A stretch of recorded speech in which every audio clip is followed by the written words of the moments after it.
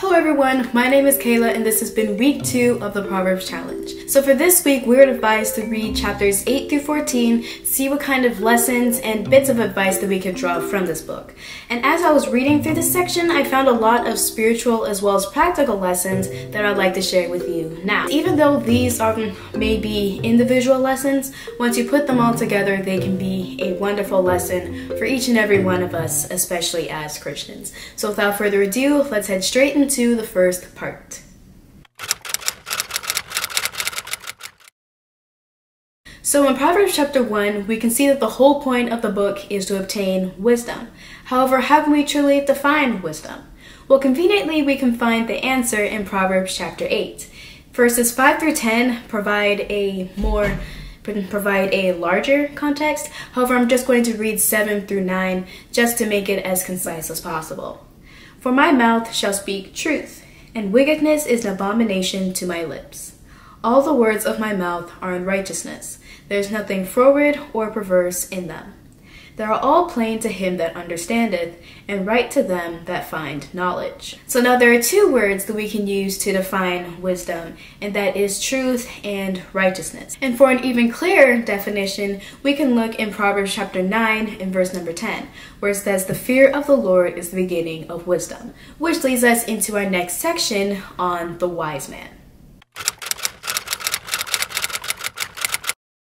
As we just defined wisdom, we can see exactly why the wise man in the Bible naturally acts the way he does. Starting in chapter 10 of Proverbs and continuing all the way down, we can see the wise man described as industrious, or kind, or honest, or controlling of his anger. And we can see so many traits that us Christians should desire to have. And as I was reading through this whole thing, there was a scripture that stuck out to me in a unique way. And so this is Proverbs chapter 11, verse number 1, which says, "A false balance is abomination to the Lord, but a just weight is his delight." As we can see here, the wise man, he is honest even when it comes to business or just day-to-day life.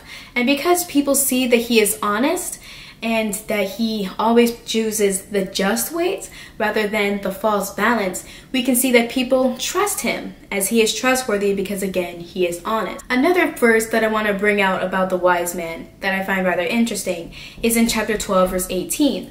It says, "There is that speaketh like the piercings of a sword, but the tongue of the wise is health."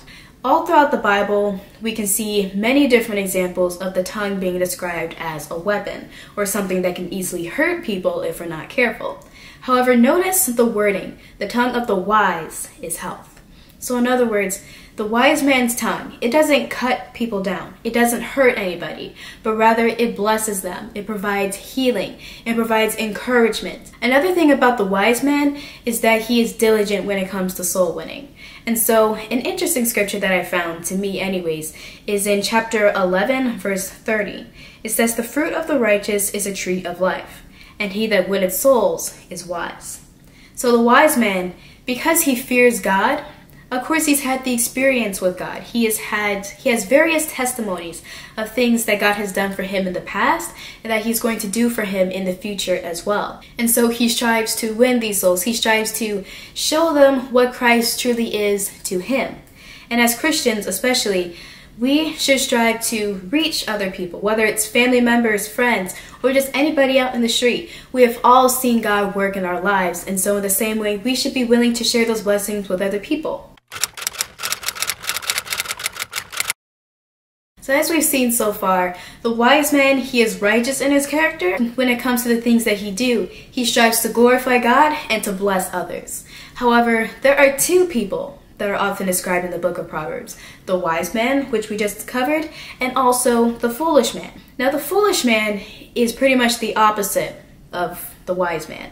And I believe an immediate example, although it's not in Proverbs, is in Psalm chapter 14, verse number 1, where it says, "The fool saith in his heart, there is no God." All throughout the book of Proverbs, we can see the foolish man pretty much doing the opposite of what the wise man does, because he's not living for God. So in other words, he's living for himself and seeks mischief to happen to other people and looks for companions that think pretty much the same way.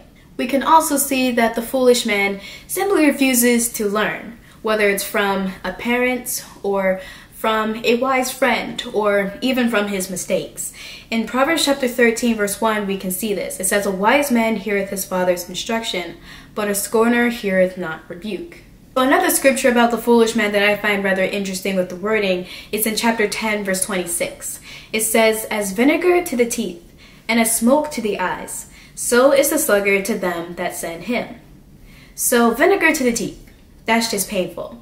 And smoke to the eyes, that's painful too, and it's also very inconvenient. So I want to close all of this off with chapter 10 verse 27. It says, "The fear of the Lord prolongeth days, but the years of the wicked shall be shortened." If we choose to fear God, and if we choose to listen to what he has to say to us, then we'll be established, not only in this earth, but also in the life to come. However, notice the years of the wicked. If we choose to be disobedient, if we choose to be selfish, and if we choose to be just all sorts of negative traits, and